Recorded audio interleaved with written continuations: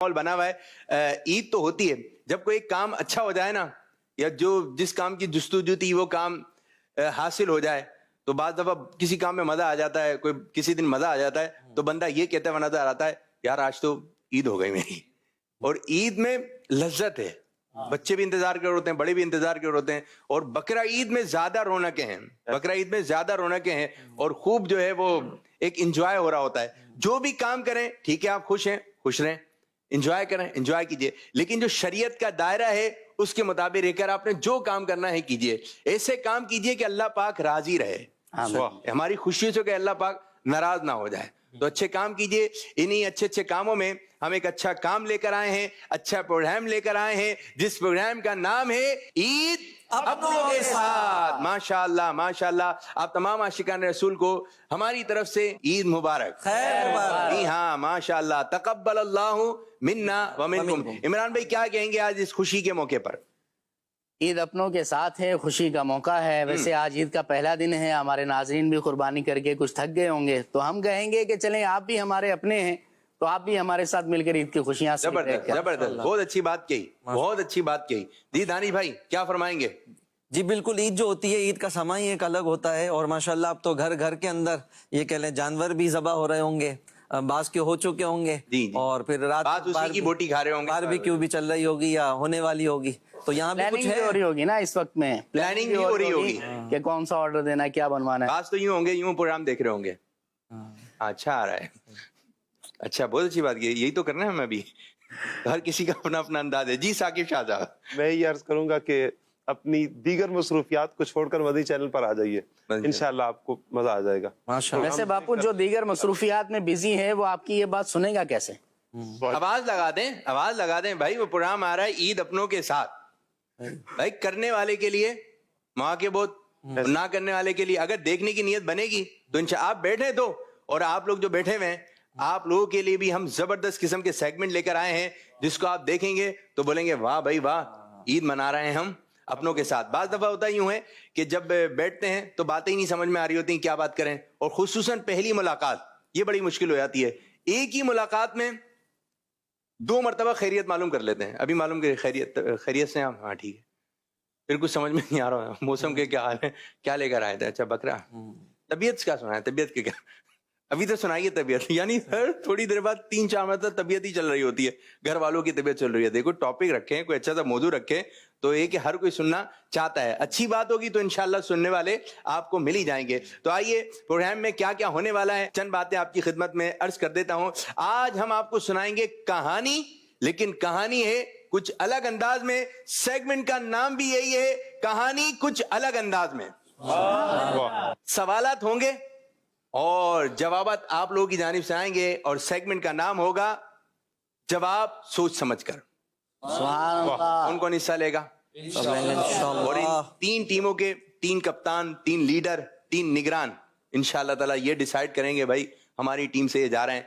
और मुकाबले होंगे, कुछ ऐसे मुकाबले होंगे कि जब वो जीत जाएंगे तो नंबर नहीं दिए जाएंगे, जीतने वाली टीम को बहुत बहुत अच्छा खाने को दिया जाएगा, सुभान अल्लाह, माशाअल्लाह। और जो दूसरे नंबर पर आएगा उसको बहुत अच्छा खाने को दिया जाएगा, सुभान अल्लाह। और जो तीसरे नंबर पर आएगा उसको अच्छा खाने को दिया जाएगा, सुभान अल्लाह। तो ये है कि ये आप लोगों को पेश किया जाएगा, किसी को नहीं छोड़ा जाएगा, महरूम किसी को नहीं है। आप देख जरूर सकते हैं वो अच्छा खा रहे हैं। इसी तरह फिर और भी ये सेगमेंट है, इंशाअल्लाह ताला आपने रहना है हमारे साथ, हम होंगे आपके साथ। तो सेगमेंट शुरू करने लगे हैं जिसका नाम है कहानी कुछ अलग अंदाज में। सुभान अल्लाह। ईद अपनों के साथ। जी आज की कहानी हो गई अलग अंदाज में। एक कहानी है, उसको 3 हिस्सों में तकसीम किया गया है। कुछ हिस्सा हमारे इमरान भाई, फिर हमारे दानिश भाई, फिर हमारे साकिब शाह साहब। तैयार हैं आप लोग? चलें जी, इमरान भाई आपसे स्टार्ट लेंगे। आज की कहानी बप्पू बड़ी ही इंटरेस्टेड है। जबरदस्त। कि एक शख्स के 4 बेटे थे, वो अपने 4 बेटों से बड़ी मोहब्बत करता था। सारी जिंदगी उसने अपनी औलाद को बड़े नाजों से पाला और पाल पोस कर बड़ा किया। एक वक्त आता है कि यही शख्स जिसके 4 बेटे हैं, ये अपनी जवानी गुजार कर बूढ़ा हो जाता है और बीमार हो जाता है। अब तो जो है इनका चलना फिरना भी बड़ा दुश्वार है, इनकी केयर करना, इनका ख्याल करना बड़ा मुश्किल है। تو اب بھائیوں میں مشورہ ہوتا ہے کہ آخر والد صاحب کا کیا کریں. اب یوں ہوتا ہے کہ ان میں سے ایک بیٹا جو تھا وہ اپنے باپ سے بڑی محبت کرتا تھا.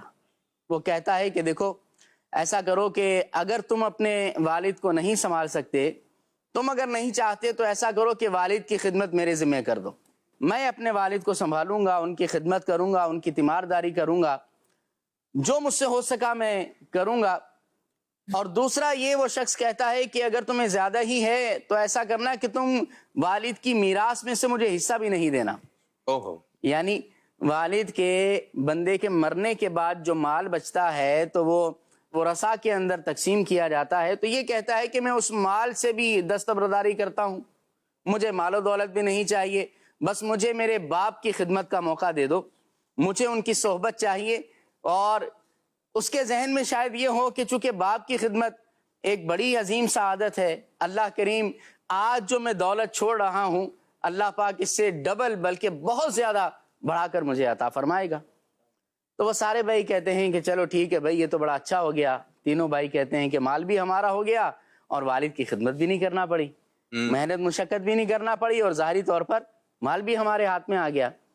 تو اب ایسا ہی ہوتا ہے, وہ تینوں بھائی گھر سے الگ ہو جاتے ہیں اور یہ اکیلا اپنے والد کی خدمت کر رہا ہوتا ہے, دن رات ایک کر دیتا ہے, رب سے دعائیں بھی کرتا ہے, باپ کو بار بار کہتا ہے کہ آپ مجھ سے راضی ہیں نا.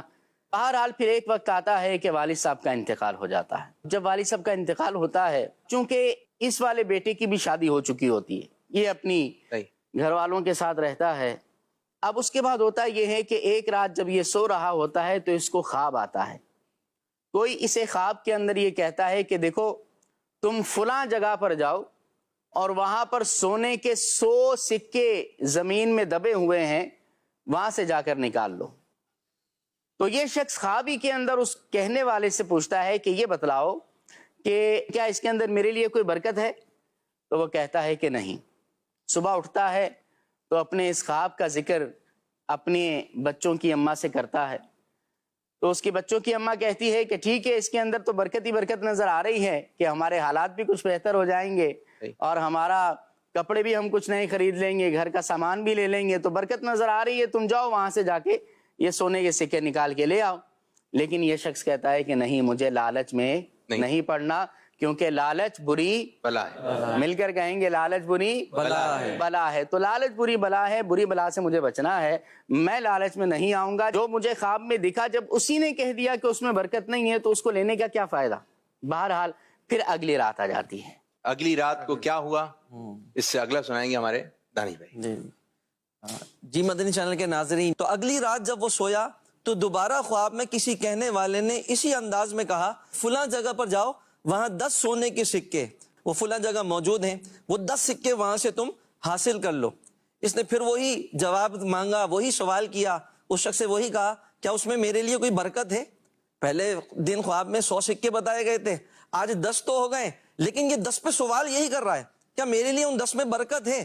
اگلے نے پھر وہی جواب دیا نہیں, برکت نہیں ہے. آنکھ کھل گئی.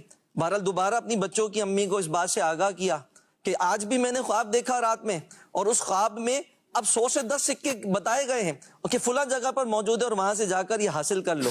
وہ دوبارہ اس کی بیوی, اس کے بچوں کی امی کہتی ہیں کہ آپ چلے جائیے, وہ 10 سکے لے آئیے, اس سے ہماری انشاءاللہ گزر بسر کا سامان ہو جائے گا, زندگی گزارنے میں کچھ آسانی ہو جائے گی. لیکن اس نے وہاں پر جانے کا ارادہ نہیں کیا اور پھر دوبارہ سے یہ کہہ لیں کہ اپنی مصروفیت میں لگ گیا, پورا دن دوبارہ گزار دیا. اب یہ کہہ لیں کہ تیسری رات آ گئی ہے. اب وہ تیسری رات جب سویا تو دوبارہ خواب میں کسی کہنے والے نے کہا کہ فلاں جگہ پر جاؤ, 1 سونے کا سکہ وہاں پر موجود ہے. پہلے 100 تھے پہلی رات میں, دوسری رات میں 10 تھے, اب 1 تھا. یعنی یہاں کم ہوتے چلے جا رہے ہیں. لیکن اس نے اس خواب میں دوبارہ اس کہنے والے سے پوچھا کیا اس 1 سونے میں میرے لیے برکت ہے؟ اس کا سوال وہی تھا, پہلی رات بھی, دوسری رات بھی, اور اب یہ تیسری رات بھی. حالانکہ یہاں کمی ہوتی چلی جا رہی تھی, لیکن اب جواب دینے والے کا جواب بھی تبدیل ہو گیا تھا. اس نے جب سوال کیا کیا میرے لیے اس 1 سکے میں, 1 سونے کے کوائن میں برکت ہے, تو اب جواب ملا کہ ہاں اس میں برکت ہے. بس یہ سننا تھا, آنکھ کھلی تو خرامہ خرامہ کہہ لیں خوشی خوشی اس جانب چل پڑا کہ جہاں پر وہ سکہ دفن ہے اس نے وہاں جا کر اس کو تلاشا, اسے ڈھونڈا. تلاشنے کے بعد جب وہ مل گیا اس کو حاصل کیا اور لے کر بازار کی طرف چل دیا. جب وہ بازار میں پہنچا شخص دیکھتا ہے کہ ایک شخص 2 مچھلیاں بازار میں بیچنے کے لیے آیا ہوا ہے. تو اس نے ان مچھلیوں کے متعلق پوچھا کہ یہ مچھلیاں کتنی کی ہیں, اس مچھلی کی رقم کتنی ہے. تو جب اس نے پوچھا کہ اس مچھلی کی رقم کتنی ہے, تو مچھلی والے نے کہا کہ 1 دینار. اس نے کہا 1 دینار, اور اس کے پاس موجود تھا. اس نے وہ اسے دیا اور اس سے 2 مچھلیاں لی اور اپنے گھر کی جانب چل پڑا. سبحان اللہ. مزید سنتے ہیں کہ آگے کیا ہوتا ہے. تو مدنی چینل کے ناظرین, آپ یقیناً جستجو میں آگے ہوں گے. اب آگے کیا ہونے لگا ہے انشاءاللہ الکریم ابھی تھوڑی دیر میں آپ کو پتہ لگ جائے گا کہ پھر مزید آگے کیا ہوا ہے. اب مچھلیاں لے کر جب وہ شخص چلا, اب اس سے آگے کیا ہوا, مچھلیوں میں سے کیا ہونے والا ہے, اب یہ ثاقب شاہ صاحب آپ کی طرف. جیسے ہی اس نے مچھلیاں لے لی اور گھر میں آیا اور اس نے مچھلیوں کا پیٹ چاک کیا, تو دونوں مچھلیوں کے اندر سے ایک قیمتی موتی نکلا. ایسا بہترین موتی کہ اس سے پہلے لوگوں نے نہیں دیکھا ہوا تھا.